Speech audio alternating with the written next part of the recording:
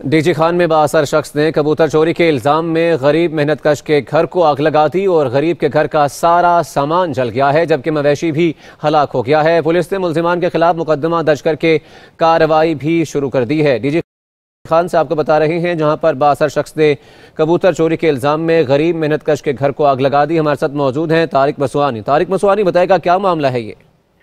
जी बिल्कुल, थाना चोटी ज़रीन की हदूद चकदुदारा में यह अफसोसनाक वाकया पेश आया है।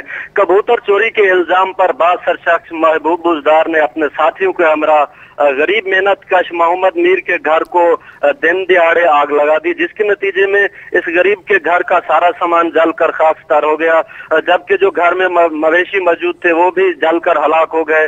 इस हवाले से पुलिस थाना चोटी ज़रीन ने मौका पर पहुंचकर जाए वक़ुआ को देखा और मुल्जिमान के खिलाफ मुकदमा दर्ज करके मजीद कार्रवाई शुरू कर दी गई है। जी, कार्रवाई शुरू कर दी गई है। तारिक, बहुत शुक्रिया हमें अपडेट करने का।